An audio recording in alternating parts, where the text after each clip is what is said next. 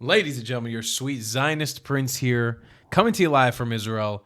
Today we're looking at a video by the amazing Luay Al-Sharif, who comes from Saudi Arabia, I believe, or the UAE. I can't remember exactly where he's from.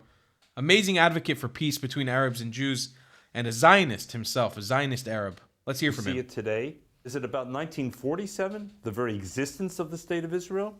Or is it about 1967 and the possibilities of working out a two-state agreement?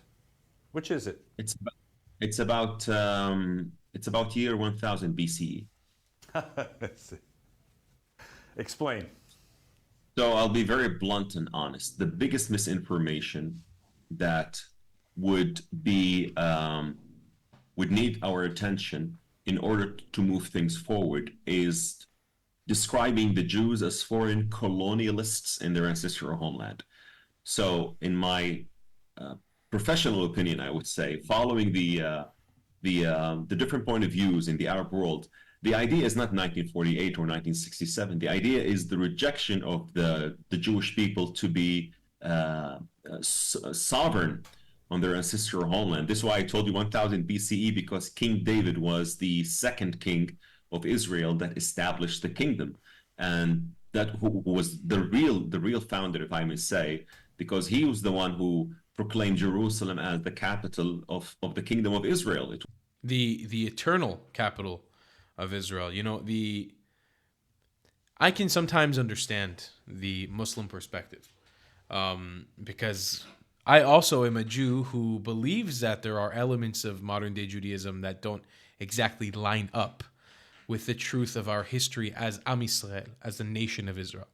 And so when Muslims preach this idea that Abraham was a Muslim, that Jesus was a Muslim, that Isaac, Jacob, Ishmael were Muslims, when in reality, neither in the Torah or in the Talmud or anywhere that you can't find it in the New Testament, the Old Testament, the Quran, does it explicitly state what the religion of these people were. What we do know for a fact is that these people believed, our ancestors believed in one God, the God of Israel, which is specifically reiterated both in the Old Testament, the New Testament, and in the Quran. And the children of Israel, the people, the Tzetzaim, the descendants of these great prophets, these great forefathers of ours. King David, as opposed to what it says in the Quran, Nabi Dawood, Malik Dawood, alayhi wasallam, was not a Muslim. It was very clear that he was a child of Israel, Bnei Israel. And the only thing Islamic about him was the fact that he did submit to God, the God of Israel, Allah, but as we call him, Hashem. And it's true that even back then, King David declared Jerusalem to be the eternal capital of the Jewish people, proving and binding forever the Jewish people, the people of Judea and the kingdom of Israel, to this land, to Mount Moriah, the place where Akedat Yitzchak, the binding of Isaac, happened, the eternal place of our Lord, our only God, and the eternal place of our forefathers, who left Babylon, who left Ul-Kasdim, who left the cradle of civilization in Iraq, and was brought to this land by God. So Luay al-Sharif is 100% correct about this. It was Hebron before that. And this is the irony, David. You have many Muslims, my fellow Muslims, who believe, honor, revere prophets and kings of Israel, named after them, without making these kind of connections that the Jewish people belong to this region, belong to this land, are not foreign colonialists.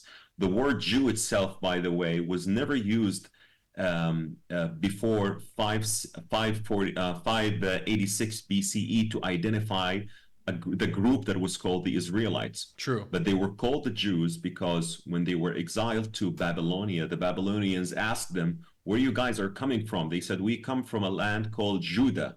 We are the Jews. If the majority of the Israelites were taken away from the portion of the land that was called Binyamin, you would be now called Binyaminites. So the word itself, Jew, defies anyone who would say that the Jews are not indigenous to the land of Israel, because the word itself says, I am Judean, I am Judah, I am the child of this land, which is now called, by the way, the West Bank. This is why the Israelis are still calling it Yehuda v'Shimron.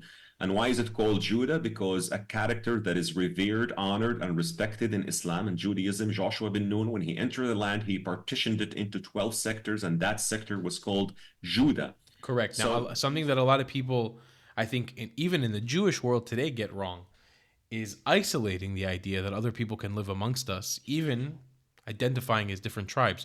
While it's going to be impossible for us to tell exactly who belongs to what tribe, this is the beautiful thing about the state of Israel. We've never negated the opportunity for other people who could potentially be the children of Israel from living amongst us. We just ask you don't try to kill us and reign supreme over us. Right now, the kingdom of Judah has been reestablished as the kingdom of Israel. And the Jews from Judea are in power. You can't change that fact. But we're here to coexist in our one true purpose of bringing on Geulah, of bringing a light to the world and bringing a light to the nations, of being a light to this world. And that's what Israel, quite frankly, has done in its 76 years, short years of existence. Much more so than any of its Arab neighbors. And Luay al-Sharif would agree with me on this. You know, I think that every pro-Israel Arab would be able to look at this and say, yes, Israel has accomplished amazing things and has changed the world quite literally since establishing itself 76 years ago. And that's because the purpose of our people is to be a light, is to change the world quite literally. What I'm saying, David, that the biggest misinformation is describing the Jews as conquerors on their ancestral homeland, a homeland that your ancestors and many of other Jewish ancestors lived in.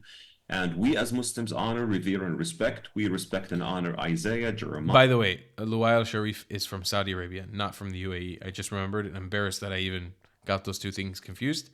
I'm usually better on this. I've been recording a lot of videos back to back. He's from Saudi Arabia. David, Solomon, Habakkuk, and Daniel. Many Muslims now are named Daniel in Saudi Arabia without making the connection that the name itself is Hebrew. It means God judges, and this prophet is from the line of Judah, who was living in exile.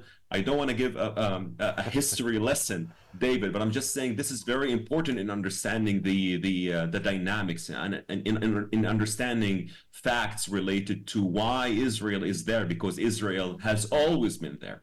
But the fact that Jews are sovereign on their national state or on their national homeland is an idea that doesn't fit with the narrative that looks and views Jews and Christians as always subjugated.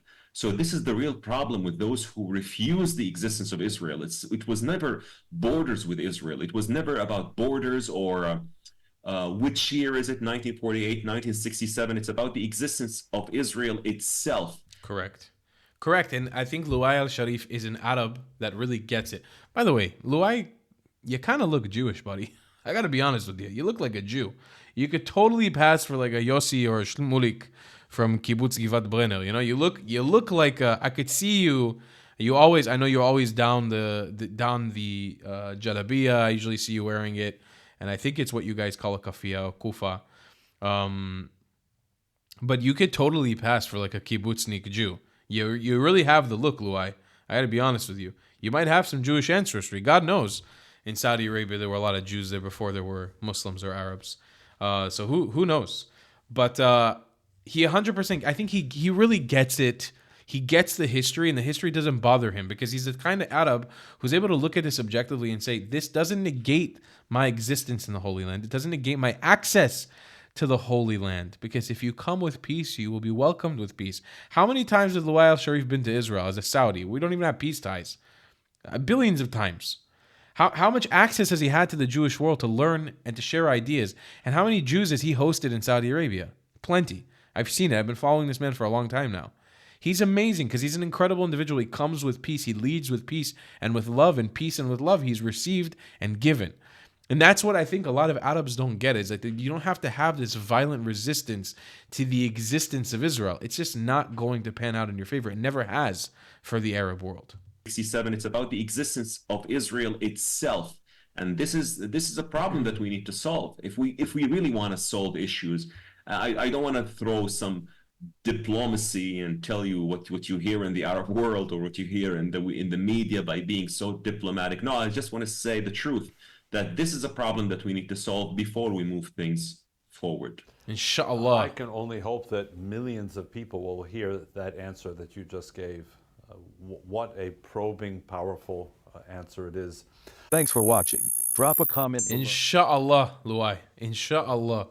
Hopefully one day we can find peace between our people. I know we can. And it's people like you who will start that trend forward. And I hope one day when we make peace with Saudi Arabia, I can go and visit and have these conversations on the ground with people to really bridge gaps. I think that part of the reason that there's so much hatred and vitriol in the Arab world towards us, like I always ask this, I always bring up this thing. The average Jew on the streets of Israel, Jerusalem, Tel Aviv, Haifa, it doesn't matter where you go. Ask them what they think about Saudi Arabia. They don't care. Ask them what they think about the UAE. They don't care. Ask them what they think about Lebanon. They don't care. Ask them about Morocco. They don't care. Algeria, Tunisia. They don't care. And some of them, their ancestors come from there. But go to those countries and ask them about Israelis. And they'll be like, they'll go, Tfi alaykim. Tfi alaykum. Hamar. Qalb. You know, they'll say the most disgusting things about Israelis without knowing Israelis. Why is it that we don't know each other in Israel and we still come with an aspect of peace, but they don't know us? And they come at us with an aspect of war and disgust. It's because there's an element, first, of not knowing us, not knowing who we really are. But two, they have not had the opportunity to clean away the brainwashing of the anti-Jewish hatred that's rife in their society. I don't know exactly Luai al-Sharif's story fully, but the fact that he got out of that brainwashing, I guess he was raised in the right family with good parents, with good values, you know, and I'm hoping that there's many, many more people like him in Saudi Arabia. I think that he was able to escape that bubble of brainwashing and take his beautiful mind to the right place and step up to the plate to make and see the change that he really wants to see, that we all need to see in the Middle East. Thank you, Luai al-Sharif, for being a friend to Israel. Thank you for being an advocate. Thank you for standing up for us. I'm with you. I will stand up for you as you stand up for me. I appreciate you so much. And I'll see you guys in the next one. Support the channel. I love you long time. Goodbye, class. If you believe in my content and want to support me, just know your help is needed. There's a bunch of great ways to support me, being PayPal, Buy Me a Coffee, or joining my Patreon community down below. Patreon is the best way to support my channel, and you'll get a bunch of cool perks depending on what tier you join. Another great way to support me is by buying my merchandise on thetravelingclat.com. I regularly drop new merch designs like this beautiful hat, or this amazing shirt, where you can support the channel and get something cool for yourself. I also have an amazing Discord community with people from all over the world. Thank you so much for your support.